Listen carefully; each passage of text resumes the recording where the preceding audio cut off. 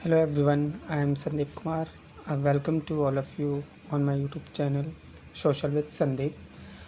Guys, before start this first series of CTET Paper 2 exam, I would like to request to all of you, to all the viewers who will watch it, and please be patience जब आप इस videos को देख रहे हो तब, ठीक है। लाइक करना, सब्सक्राइब करना और शेयर करना बिल्कुल मत भूलिएगा। लाइक करना ताकि मैं मोटिवेटेड हूँ आपकी वीडियोस तैयार करने के लिए, आपके पेपर को और ज़्यादा बेहतर करने के लिए। सब्सक्राइब इसलिए करना ताकि आप अपडेटेड हों हर एक अपडेटेड वीडियोस के साथ, और शेयर इसलिए कर देना ताकि जो प्रॉब्लम्स जैसे आपकी है कि आपको हिंदी मीडियम में प्रॉपर नहीं मिल पा रही चीज़ें, पर मैं यहाँ पे प्रोवाइड करा रहा हूँ, तो उससे आपका सॉल्यूशंस, आपके जो समस्या है सीटेट पेपर 2 की, खासकर जो एसएसटी वाले बच्चे हैं, हिंदी मीडियम के हैं स्पेशली, जो 60 नंबर की तैयारी कर रहे हैं, 6 नंबर की नहीं, 6 और 0 60 नंबर, जो कि बहुत बड़ी बात होती है। तो इस तैयारी के लिए मैं आपकी हेल्प करूँगा। ये एक बुक है जिसमें से मैंने सारे क्वेश्चंस ढूंढ निकाले हैं पेपर 2 के लिए, जो बुक्स है, ठीक है। इवन मेरे खुद के जो नोट्स हैं, जो मैंने खुद एनसीईआरटी पढ़ी, तो उसमें कई सारे ऐसे क्वेश्चंस हैं जहाँ पे एक क्वेश्चन के रिगार्डिंग कई सारे अलग अलग पॉइंट्स निकलते हैं, कई सारे अलग अलग पॉइंट्स बनते हैं। तो वो सारी चीज़ें भी मैंने लिखी हैं, करी हैं, बनाई हैं सारी चीज़ें, ठीक है। तो ये सारी चीज़ें मैं आप सभी के लिए लेकर आ रहा हूँ। अब जैसे एग्जांपल में मैं आपको दिखा देता हूँ कि जैसे ये मेरे अपने नोट्स हैंड रिटन, ठीक है। यहाँ पे मैंने लिखा हुआ है क्लास 6, तो ऐसे मैंने क्लास 6 to 8 सभी हिस्ट्री, जियोग्राफी, पॉलिटिकल साइंस सभी का मैंने बनाया हुआ है। अब जैसे यहाँ पे जनपद है, तो जनपद के बारे में इसका साफ देखा बता दिया मैंने। फिर जनपद में कौन से जनपद पुराने हैं, कुछ कौन नए हैं, सब। तो इस तरह से जनपद के रिगार्डिंग भी अलग अलग जो पॉइंट्स पूछे जा सकते हैं वो लिखा है मैंने, है ना। तो इस तरह से अब जो बाकी क्वेश्चंस बनेंगे, तो ऐसे मैंने बहुत सारे लिखे हुए हैं, तो मैंने सब जगह से उठा करके इस वीडियोस में तैयार किया हुआ है निचोड़, ठीक है। अगर आप चाहे तो आपको मैं स्टेप बाय स्टेप भी करा सकता हूँ, लेकिन गाइज़ आपका जो पेपर है, डेट है सीटेट पेपर 1 और पेपर 2 वालों की, उसका डिक्लेरेशंस ऑलरेडी हो चुका है वेबसाइट पे, ठीक है। ऑफिशियली नोटिफिकेशन जो रिगार्डिंग एग्ज़ाम कंडक्टिंग है वो डिक्लेयर्ड है 20 अगस्त, है ना। 20 अगस्त 2023 को फाइनली ऑल ओवर वर्ल्ड होने वाला है आपका एग्ज़ाम, यानी कि 1 डे एग्ज़ाम है, 1 टाइम 1 डे कह लो, ठीक है, कि एक समय या एक दिन का ही पेपर है, जिसमें सभी का पेपर 1 वालों का भी, पेपर 2 वालों का भी टाइम के अकॉर्डिंग होगा, शिफ्टिंग होगी। जैसे पेपर 1 वालों की मॉर्निंग में ही होगी और पेपर 2 वालों की इवनिंग में होगी, ऐसा करके टाइमिंग शेड्यूल्ड हो जाएगा, ठीक है। तो कोई घबराए ना कि पेपर 2 वाले का कहीं गलती से 1 मॉर्निंग में आ जाए, तो ऐसा नहीं है। पेपर 2 वाले का इवनिंग ही शिफ्ट होने वाली है और पेपर 1 वालों की सभी की मॉर्निंग शिफ्ट होगी, ठीक है। तो खैर, ये तो बहुत अच्छी बात है कि इस बार पेपर इस तरह से हो रहा है, जो कि ऑफलाइन मोड पर है, यानी कि पेन पेपर बेस्ड है, यानी कि आपके पास पेपर होगा, OMR शीट होगी जिस पर आप फिल्ड करोगे, सब कुछ डिटेल्ड आप अपने पास लेके रख सकते हो मैच करने के लिए। ऑनलाइन में गाइस ये प्रॉब्लम आती है कि हम ऑनलाइन में मैच नहीं कर पाते, और ऑनलाइन में हमारे जो माइंड है उसमें इतना फीड नहीं हो पाता है, या उतनी चीज़ें ध्यान नहीं रख पाते हम कि कौन सा ऑप्शन हमने कहाँ क्लिक किया था। हमें पता है कि हमने ये ठीक किया, वो ठीक किया, या ये नहीं है, वो नहीं है, ऐसा है। लेकिन जब फाइनल आंसर्स की आती है ऑनलाइन एग्ज़ाम की, तो उसमें प्रॉब्लम्स ये आती है कि हम ध्यान नहीं रख पाते कि कौन सा क्वेश्चन हमने टिक किया था एग्जैक्टली। तो ऑनलाइन में थोड़ी सी ये जो ग्लिचेस या डिस्क्रिपेंसीज हैं, ये प्रॉब्लम्स आती हैं। तो ये सारी चीज़ों का सॉल्यूशन सबसे बेटर यही है कि ऑफलाइन एग्ज़ाम दो, कोई ग्लिचेस नहीं आएगी, क्योंकि ग्लिचेस आती हैं, कोई टेक्निकल फॉल्ट होता है तो एक बच्चे के सिस्टम में फ़ॉल्ट होता है, और उस पूरे सेंटर पे जितने भी बच्चे हैं उस एक फ़ॉल्ट की वजह से सबको प्रॉब्लम आती है ना। तो वो प्रॉब्लम ना आए, इस वजह से इस बार सीटेट ने राइट डिसीजन लिया कि ऑफलाइन होगा, जो कि धांधलेबाजी से भी बचाव हो सकता है और बच्चे का जो टाइम मैनेजमेंट है वो इजीली कर सकते हैं। कोई घबराहट नहीं होगी क्योंकि पेपर आपके हैं हाथ में ही होगा, जिसको आप जितना चाहे जब मर्जी जैसे मर्जी पलट के देखते रहें, करते रहें। ठीक है, तो चलिए शुरू करते हैं। आज का ये फर्स्ट सीरीज़ है सीटेट पेपर 2 की, प्रीवियस ईयर्स की। ठीक है, तो पहला क्वेश्चन यहाँ पे देखते हैं। पृथ्वी से चंद्रमा का केवल एक ही भाग दिखाई पड़ता है, क्यों? अब एक बात यहाँ और बता देता हूँ कि जितने भी ब्लू पेन से लिखे हुए हैं ना, ये सारे ब्लू पेन वाले क्वेश्चन हैं और ब्लैक पेन से सारे आंसर्स लिखे हैं मैंने। ब्लू पेन सारे क्वेश्चंस हैं, ब्लैक पेन सारे आंसर्स हैं। ठीक है, तो अब क्वेश्चन में क्या पूछा था कि पृथ्वी पर जहाँ पे हम रहते हैं उस पृथ्वी से हमें चंद्रमा का एक ही भाग क्यों दिखाई देता है, पूरा क्यों नहीं दिखाई देता है? अक्सर वो एक ही भाग, आधा हिस्सा ही दिखता है अक्सर, है ना। तो आंसर्स क्या है कि चंद्रमा को पृथ्वी के चारों ओर चक्कर लगाने में और अपने खुद के भी अक्ष पे वो घूमने में, जो चक्कर लगाने में समय लेता है वो समान समय लेता है, इसलिए केवल एक ही हिस्सा दिखाई पड़ता है। ठीक है, तो ये ध्यान रखना है कि एक भाग दिखाई देने का मेन कारण क्या है? समान समय का लगना। इनके साथ साथ में मेन जो सबसे मेन पॉइंट होगा ऑप्शंस में, आपके 4 ऑप्शंस में, वहाँ पे ये एक ध्यान रखना कि समान समय लगता है। इस समान समय के लगने के कारण ही पृथ्वी का केवल एक भाग हमें दिखाई पड़ता है। ठीक है, आगे देखते हैं। एक समान समय कहाँ लगता है? जैसे पृथ्वी के चारों तरफ तो चक्कर लगाती है, बाकी जो ग्रह हैं आपके, बाकी जो प्लैनेट्स हैं वो चक्कर लगाते हैं ना, तो और कुछ प्लैनेट है जो खुद के अपने, जैसे पृथ्वी अपने अक्ष पर भी घूमती है ना, पृथ्वी चारों ओर तो घूमती है लेकिन चारों ओर के साथ साथ वो खुद के अक्ष पे भी घूमती है, इसलिए वो झुकी हुई है, टिल्ट है थोड़ी सी, है ना। तो सेम ऐसे ही जो चंद्रमा है, जब चंद्रमा भी चक्कर लगाते हैं, ये हमारे चंदा मामा जब चक्कर लगाते हैं तो पृथ्वी के लगाते तो हैं लेकिन उसी समय में ये खुद के अक्ष पे भी घूम ही रहते हैं। जैसे ऐसे ऐसे चक्कर लगाते हैं तो वो अपने अक्ष पे भी उसी समय ऐसे ऐसे घूम रहे होते हैं, यानी कि वो अपने अक्ष और पृथ्वी के दोनों के चक्कर एक ही साथ में लगा रहे होते हैं। तो दोनों के चक्कर को एक समान समय में लगाते हैं, इस वजह से केवल एक ही हिस्सा दिखता है। अगर वो पृथ्वी में अलग चक्कर लगाते अलग टाइम पे, तो हमें वहाँ पे भी पूरा समय, पूरा उनका जो रूप है, मतलब पूरा जो आकार है, भाग, वो देखने को मिलता। ठीक है, और जब वो अपने अक्ष पर आते तो हमें देखने को मिलता, लेकिन वो इधर उधर दोनों जगह पे एक ही टाइम पे हैं, तो वो दोनों टाइम एक साथ होने के कारण ही इनका एक भाग दिखता है। ठीक है, नेक्स्ट है महाराजाधिराज की उपाधि धारण करने वाले गुप्त वंश। यहाँ पे देखो गुप्त वंश लिखा हुआ है, का प्रथम शासक कौन था, और यहाँ पे प्रथम लिखा हुआ है।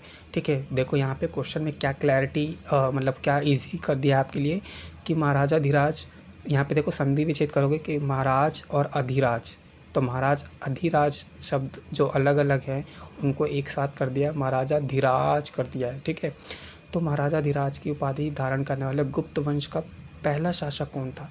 अब यहाँ पे देखो थोड़ा सा दिमाग लगाने की बात है, ईजी कैसे हो जाएगा। देखो प्रथम शासक पूछा है और यहाँ पे प्रथम ही है, चंद्रगुप्त प्रथम, यानी कि पहले शासक पूछा ना कि प्रथम यानी कि पहला शासक कौन था, तो चंद्रगुप्त पहला शासक था। ठीक है, चंद्रगुप्त पहला शासक था जिसने किसकी धारण की उपाधि, महाराजाधिराज की उपाधि धारण की उन्होंने। ठीक है, और साथ में एक क्वेश्चन में ये थोड़ा सा इजी कर दिया, गुप्त वंश पूछ लिया यहाँ पे। अगर गुप्त वंश नहीं पूछा तो शायद थोड़ा सा कन्फ्यूज़न हो सकती थी, अदरवाइज़ यहाँ पे ठीक है कि महाराजाधिराज की उपाधि धारण करने वाला गुप्त वंश का प्रथम शासक कौन था, तो गुप्त वंश के प्रथम शासक चंद्रगुप्त प्रथम ही थे। ठीक है, प्रथम शासक चंद्रगुप्त प्रथम खुद ही थे। ठीक है, और ये इनके रिगार्डिंग और भी ऑप्शंस में पूछे जाने के जो चांसेस है क्वेश्चन, वो ये है कि ये पहला एक स्वतंत्र शासक रहा। कौन? चंद्रगुप्त जो मौर्य थे वो पहले स्वतंत्र शासक रहे। पहले शासक है तो स्वतंत्रता पूर्वक रहेंगे, है ना, खुल के पहली बार आए तो कहते हैं ना, जब एक यूथ में जब हम रहते हैं, या एक ऐसे टाइम, एक ऐसी एज आती है जब आप बहुत हवा में उड़ जाते हो, है ना, कुछ नहीं दिखाई देता, सब कुछ ब्लैंक, और अपनी दुनिया में जीते हो।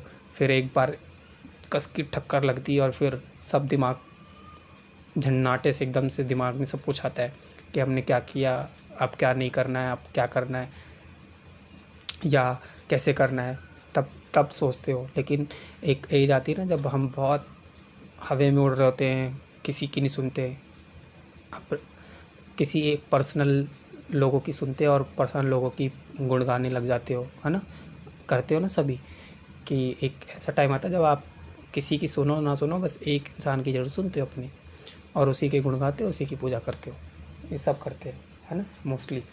तो खैर बाय द वे हम यहाँ पर आ जाते हैं वापस। तो यहाँ पे चंद्रगुप्त प्रथम ही प्रथम शासक थे जिन्होंने ये उपाधि धारण की, ठीक है। और प्रथम चंद्रगुप्त प्रथम की एक खास बात क्या है कि ये स्वतंत्र शासक रहे, यानी कि कोई इन पर वो बंदिशें नहीं रहीं, कोई ऐसी चीज़ें नहीं रही, रोक टोक या कुछ ये नहीं जाना, ऐसे नहीं करना, वैसे नहीं करना, मतलब इन्होंने अपने आप को बहुत अच्छे से संभाला था, ठीक है।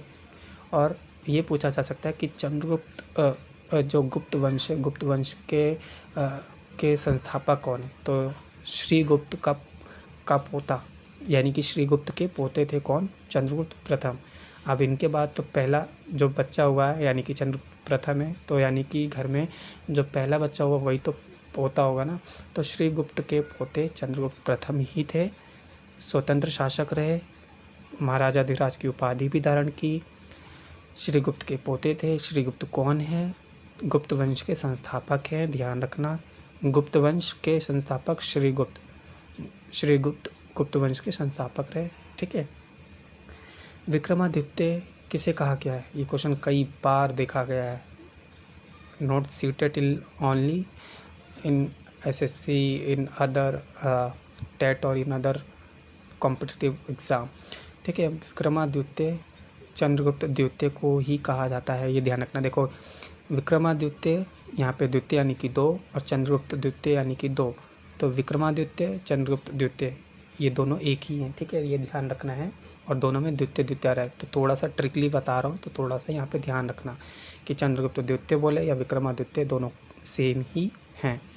समुद्रगुप्त क्या है, समुद्रगुप्त देखो यहाँ पे समुद्र, ये कहते हैं ना कि समुद्र पार करके हमारे यहाँ पे आए तो वो हमारे लिए एक अलग हो गए, या फिर हमारे लिए विदेशी कहला गए, तो ऐसे मतलब थोड़ा सा मतलब जस्ट यहाँ पे कुछ ऐसे खास तो नहीं, लेकिन फिर भी समझने के लिए बता रहा हूँ कि वो समुद्रगुप्त थे, तो समुद्र से आए इसलिए भारत का ना कह करके उनको क्या कह दिया कि नेपोलियन, ठीक है, मतलब भारत का भारतीय ना कह करके उन्हें भारत का नेपोलियन कहा गया, क्योंकि वो समुद्र से आए।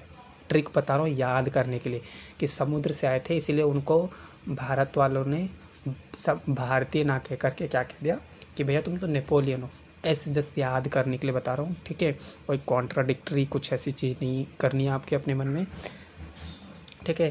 तो समुद्रगुप्त समुद्र से होते आए भारत में, और भारत में आए तो भारत के लोगों ने इनको समुद्रगुप्त के भारतीय शासक नहीं कह करके इनको क्या बोला कि भारत का नेपोलियन हो आप, दूसरे उस जगह से आए ना, तो इसलिए नेपोलियन कह दिया, भारतीय ना कह कर, ठीक है। थोड़ा सा याद करने के लिए कि समुद्र से आने वाले लोगों को नेपोलियन कह दिया, वो दूसरी जगह से आए थे इसलिए भारत का ना होकर के उनको नेपोलियन का मान लिया, ऐसा जब याद रखने के लिए, ठीक है, ताकि भूलो ना। कावेरी नदी विवाद डैश के बीच यानी कि किन के बीच हुआ, तो कावेरी नदी विवाद 2 राज्यों के बीच हुआ, एक तमिलनाडु और एक कर्नाटक के बीच, ठीक है। तमिलनाडु और कर्नाटक के बीच में कावेरी नदी का विवाद हुआ। दोनों मतलब ये जो तमिलनाडु और कर्नाटक है ये क्या है, कौन कौन से डैम पर है, कि दोनों कावेरी नदी का जो विवाद में शामिल हुए राज्य तमिलनाडु और कर्नाटक, तो दोनों ही क्या है, दोनों में जैसे कर्नाटक की बात यहाँ पे लिखी हुई मैंने, तो कृष्णराज डैम कर्नाटक में है, जिसके ऊपर ये कर्नाटक बसा हुआ है, कृष्णराज डैम पर ही कर्नाटक बसा हुआ है। और ऐसे तमिलनाडु डैम किस पर है, मेट्टूर, ठीक है, ये पूरट और आदट्ट और मेट्टूर, ठीक है, मेट्टूर लिखा हुआ है। आप जो सुन रहे हैं ध्यान से सुन लेना, मिट्टूर, मापे की मात्रा पूरा अधट और ऊ की मात्रा बड़े की र, ठीक है, मिट्टूर। देखो यहाँ पे कर्नाटक का कैसे याद रख सकते हो कि क से कृष्णराज डैम, क से कर्नाटक, ठीक है। और तमिलनाडु का फिर आपके पास नेक्स्ट ऑप्शन में ये रहेगा कि क से कृष्णराज, क से कर्नाटक, ऐसे याद हो गया तो दूसरी नदी आपको ध्यान में आई जाएगी कि मेट्रो डैम पर तमिलनाडु बसा है। तो ये दोनों ही जो अलग अलग डैम पे बसे हुए, इन दोनों के बीच विवाद हुआ था, किसको लेकर के, कावेरी नदी को लेकर के विवाद हुआ, ठीक है। कावेरी नदी, कृष्णराज डैम और कर्नाटक, क और क, ठीक है, ऐसे ध्यान रख सकते हो। वर्तमान में लोकसभा, ये छोड़ दो, ये क्वेश्चन इतना इम्पोर्टेंट है नहीं, ठीक है। हम यहाँ पे देखते हैं वर्तमान में लोकसभा में अनुसूचित जाति के लिए डैश सीटें आरक्षित है, यानी कि कितनी सीटें आरक्षित की गई है। अनुसूचित जाति यानी कि एससी और एसटी अलग अलग है, ठीक है। अनुसूचित जाति एससी और अनुसूचित जनजाति यानी कि एसटी, यानी कि जिसको हम जैसे कहते हैं ना कि जो और भी ज़्यादा समाज में जिनको मौका नहीं दिया गया, मतलब मौका तो एससी वाले को भी नहीं मिला है, ठीक है, क्योंकि हम अपने इस देश में क्या करते हैं, जाति के नाम पे ही सामने वाले को ट्रीट करने की कोशिश करते हैं। और फिर किसी दिन उनको ये नहीं पता कि वो खुद बड़े भले ही हैं, लेकिन उनसे भी कोई बड़ी अगर पावर वाला कोई कास्ट वाला मिलता है ना उनको, तो फिर उनको तब महसूस होता है कि उन्होंने जो उससे पहले किया वो कितना बुरा था। तो इसीलिए हमें ट्रीट ऐसा नहीं करना चाहिए, ये बहुत गलत बात है ना। तो वर्तमान यहाँ पे देख लेते हैं कि वर्तमान में जो लोकसभा है, लोअर हाउस लोकसभा में अनुसूचित जाति यानी कि एससी के लिए कितनी सीट आरक्षित की गई है। तो यहाँ पे लिखा हुआ 84 सीट, ठीक है, 84 सीट एससी के लिए यानी कि शेड्यूल कास्ट के लिए आरक्षित की गई है, रिजर्व की गई है, ठीक है। तो एससी के लिए 84 सीट है और एसटी के लिए 47 सीट आरक्षित की गई है। अब यहाँ पे देखो नोट की बात की गई, यानी कि कुछ खास बात है यहाँ पे। तो नोट में क्या है, एससी एसटी लोकसभा में ही किया जाता है। एससी एसटी के लिए, सॉरी यहाँ पे लिखा हुआ था, मैंने ध्यान दिया, एससी एसटी के लिए आरक्षण केवल यानी कि सिर्फ और सिर्फ आरक्षण किस में किया गया, इनको कहाँ छूट दी गई है, लोकसभा में, ठीक है। राज्यसभा में इनके लिए कोई छूट नहीं है, लोकसभा में ही किया जाता है। राज्यसभा से कोई लेना देना नहीं होता इनका, यानी कि राज्यसभा में इनको कोई आरक्षण नहीं मिलेगा, क्योंकि लोकसभा जो होता है लोअर हाउस होता है, जहाँ पे हमारे कैंडिडेट जिनको हम इलेक्ट करते हैं वो जाते हैं, तो वहाँ पे इनके लिए आरक्षण दिया गया है। इसलिए कहते हैं ना, जब चुनाव होता तो आज कल के चुनाव में महिलाओं को भी आरक्षण दिया गया है कि इतनी % महिलाएं खड़ी हो सकती हैं इलेक्शंस में अपने लिए। तो वो सारी चीज़ें हैं, ठीक है। तो लोकसभा में ही वो सारी चीज़ें हैं, राज्यसभा में कोई आरक्षण नहीं है। और सबसे ज़्यादा सीट किसको आरक्षित की गई है, एससी के लिए 84 सीटें हैं और एसटी के लिए 47 सीटें हैं, ठीक है। तो ये ध्यान रखना है। देखो 80 का हाफ करोगे तो 40 तो हो ही जाएगा, ठीक है।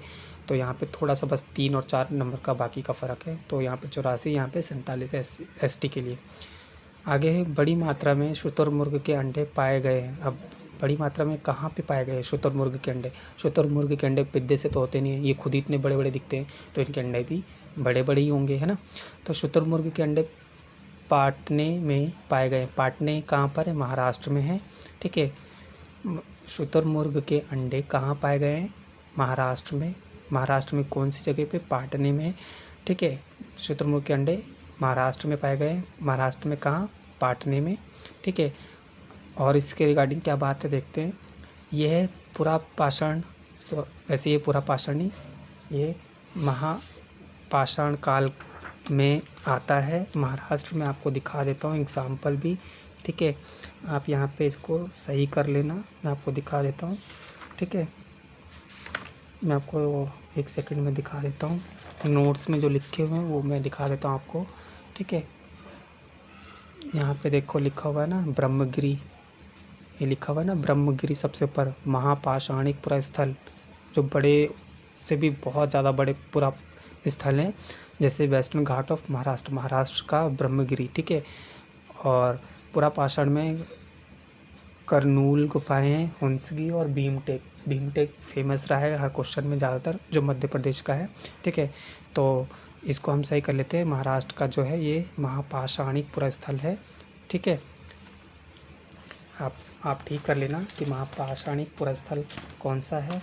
महापाषाणिक पुरस्थल आपका है ये वाला। ठीक है, ये वाला क्या है, ये महापाषाणिक काल में पाए गए हैं महाराष्ट्र के ये जो है। ठीक है, आगे देखते हैं। कुछ छिलके पर डिज़ाइन भी पाए गए हैं यहाँ पे। ये सारा इस वाली बुक्स में भी है, ये वाला इस बुक्स में भी मैंने कई जगह का तो नहीं, लेकिन एक जगह तो जहाँ तक मेरे को ध्यान भी है कि मैंने पढ़ते वक्त देखा था, तो मैंने निकाल के इसमें लिख दिया था। ठीक है, तो ये पूरा पाषाणिक काल में पाए जाते हैं, तथा कुछ छिलकों में जो अंडे हैं शुतुरमुर्ग के, उस पर डिज़ाइन किए गए। अब वो पिद्दे से अंडे तो है नहीं कि डिज़ाइन नहीं हो सकते, बड़े बड़े अंडे होते हैं, तो उनके छिलकों पर डिज़ाइन करने से वो सुंदर आकृति के बन जाते थे, इसलिए। ठीक है, अब आगे देखते हैं कि इसमें और कौन सा है। ठीक है, अब है यहाँ पे लिखा है कौन सा उद्योग सनराइज़ का एक उदाहरण है। कौन सा सनराइज़ उद्योग का उदाहरण है, या कौन सा उद्योग जिसे हम सनराइज़ के नाम से जानते हैं। सनराइज़ यानी कि जो पहले 18वीं शताब्दी में या उस समय में जब शुरू हुआ था उद्योग की बात हुई, 16वीं शताब्दी या 18वीं शताब्दी के आसपास। ठीक है, तो उस समय हम किसे मानते हैं सनराइज़। ये क्लास 12th के बुक में बहुत क्लियरली दिखाया गया है। 11th की हिस्ट्री की बुक्स में भी इसका ज़िक्र किया गया है। ठीक है, 11th की हिस्ट्री की बुक में भी है, 12th में भी है, इसका ज़िक्र किया था। ठीक है, और पहले की बुक्स वाली में भी है, क्योंकि मैं इन क्लास को पढ़ाता था तो मुझे वहाँ का ध्यान है। और फिर जब मैंने पढ़ा था तो इसमें हिस्ट्री की बुक्स में हैं, जो अपर प्राइमरीज़ की बुक्स हैं, है ना। अब आगे देखते हैं, तो कौन सा उद्योग है जिसको हम सनराइज़, यानी सनराइज़ जैसे कहते हैं सन और राइज़, उगता हुआ सूरज के नाम से जानते हैं। तो कौन सा उदाहरण है, कौन से उद्योग का उदाहरण है ये, सूचना प्रौद्योगिकी, यानी कि इंफॉर्मेशन टेक्नोलॉजी। तो इंफॉर्मेशन टेक्नोलॉजीज़ जो कि आज बहुत तेज़ी से बढ़ता जा रहा है, तो इसीलिए सबसे ज़्यादा क्या है, आईटी सेक्टर, कंप्यूटर नॉलेज, कंप्यूटरिंग की जो डिमांड है बढ़ती जा रही है। इंफॉर्मेशन टेक्नोलॉजीज़ जो है वो हर फील्ड में बहुत रिक्वायर्ड है ना। तो ये चीज़ें ध्यान रखनी है कि जो इंफॉर्मेशन टेक्नोलॉजीज़ है, इसको हमने उगता हुआ उद्योग माना है, यानी कि सनराइज़, यानी कि उगता हुआ सूरज किसे माना है, इंफॉर्मेशन टेक्नोलॉजीज़ को माना है। ठीक है, आगे देख लेते हैं। वनों के वितरण को पढ़ाने के लिए किस मानचित्र का प्रयोग करोगे। अब वनों के वितरण को, कि वन की ये मैंग्रोव वन है, ये आपका वो कहते हैं ना पतझड़ वाले वृक्ष हैं, सदाबहार वन हैं, तो कैसे वन हैं, तो ये सारे वन को पढ़ाने के लिए क्या करोगे। पहली बात तो ये ध्यान होना चाहिए कि जो मैप है वो थीमेटिक मैप लगेंगे। थीमेटिक मैप्स एक आपका जैसे फिज़िकल मैप आप बोलते हैं ना, तो फिज़िकल मैप क्लास 6 की जब आप जियोग्राफी की बुक्स देखोगे तो उसमें मैप्स के 2 से 3 टाइप्स बताए हुए हैं क्लास 6 की जियोग्राफी की बुक्स में। ठीक है, तो वो 2 से 3 टाइप्स में, जैसे कि थीमेटिक मैप होता है आपका, ठीक है, जिसमें आप थीम्स वाइज चीज़ों को समझाते हो कि ये ऐसे नहीं होगा, ये ऐसे दर्शाया जा सकता है। तो ठीक है, तो वो सारी चीज़ें आपको उसमें बताई गई हैं मैप्स के बारे में, कि कौन से मैप को हम कैसे इस्तेमाल कर सकते हैं। क्लास 6 की ज्योग्राफी की बुक देखोगे तो उसमें आपको साफ साफ ये चीज़ें दिखनी चाहिए, आई थिंक, अगर आप देखते हैं तो। ठीक है, मैं आपको एक बार दिखा भी देता हूँ। क्लास 6 की पार्ट 4 में है ये, मैं इसमें दिखा देता हूँ थोड़ा सा क्लियर। ठीक है, यहाँ पे आपको दिख जाएगा।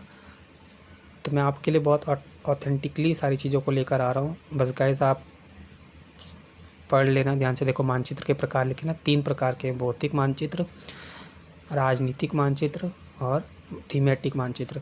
अभी हमने पेड़ पौधों की बात करी, तो यहाँ पे देख लेते हैं, जैसे सड़क मानचित्र बना सकते हैं हम, वर्षा मानचित्र बना सकते हैं।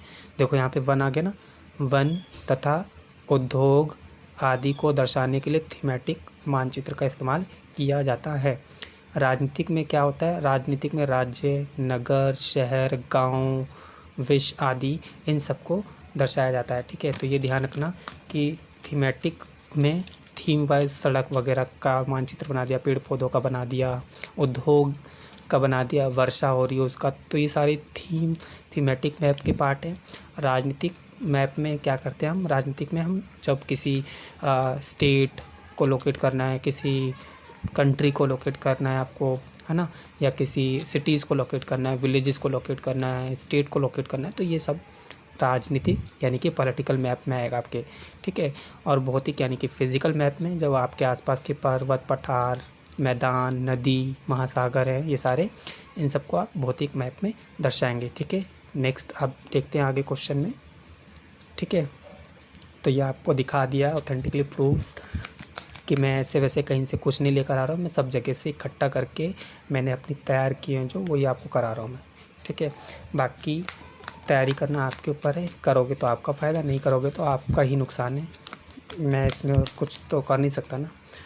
ठीक है, तो आगे देखते हैं। तो यहाँ पे वन का समझ में आ गया, वन यानी कि पेड़ पौधे, या फिर आप कह लो कि सड़क, वर्षा, बारिश हो रही है, सड़क बन रही है, कोई उद्योग तैयार हो रहा है, या फिर आपका वन वगैरह का रोपण हो रहा है। तो ये सारी चीज़ों के जो वितरण हैं इनको पढ़ाने के लिए किस मानचित्र का इस्तेमाल करेंगे, थीमेटिक। अभी दिखाया है ना मैंने कितने प्रकार के मैप की बात हुई है, मैंने बताई जो अभी 3 प्रकार के, है ना, भौतिक मानचित्र और राजनीतिक मानचित्र। भौतिक जिसको आप फिज़िकल मैप कहते हो, राजनीतिक मानचित्र यानी कि जिसे आप क्या कहते हो, जिसे आप पॉलिटिकल मैप कहते हो, और थीमेटिक जिसको हिंदी में हम थीमेटिक ही पढ़ते हैं और लिखते हैं इंग्लिश में भी थीमेटिक है।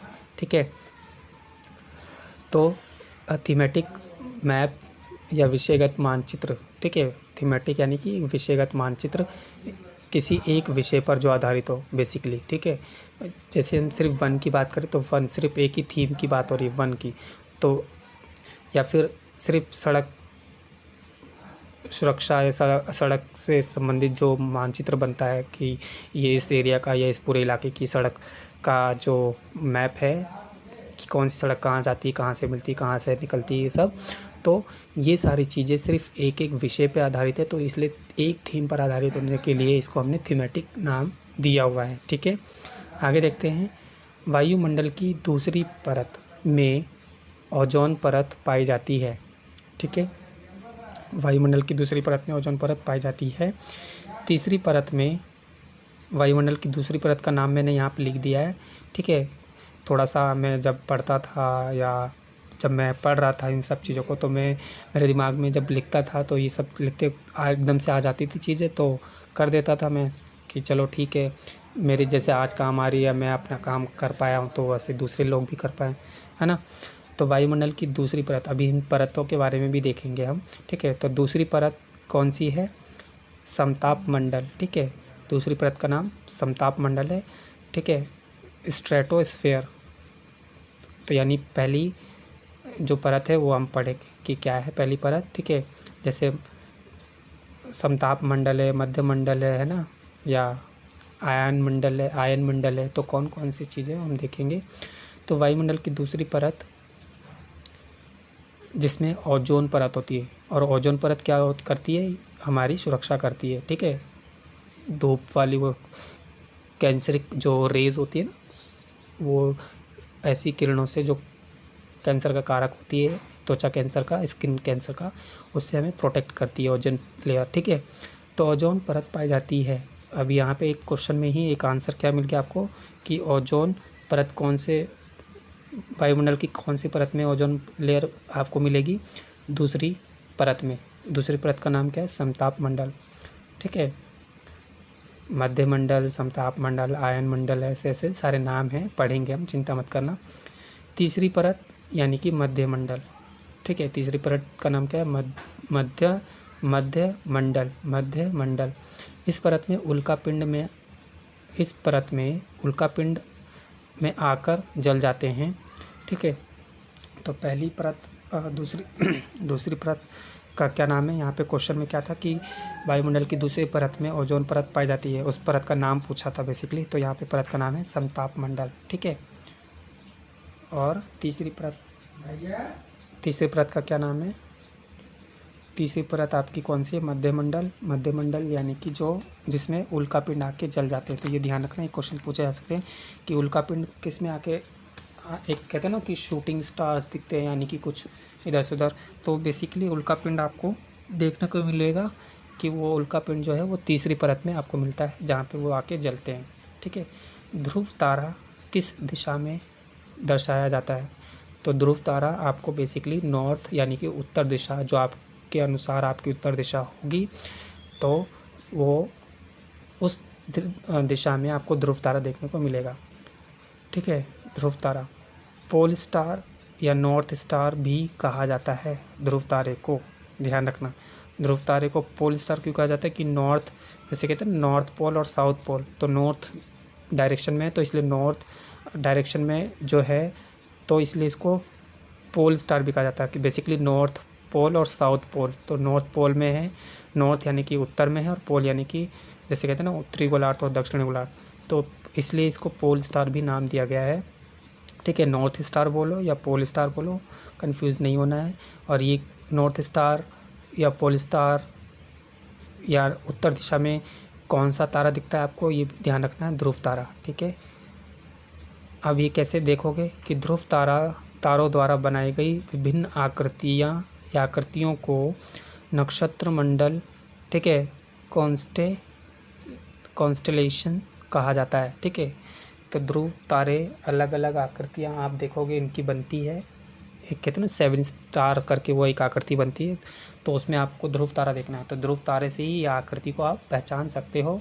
तो इसको हमने नक्षत्र मंडल यानी कि कॉन्स्टेलेशंस कहा है।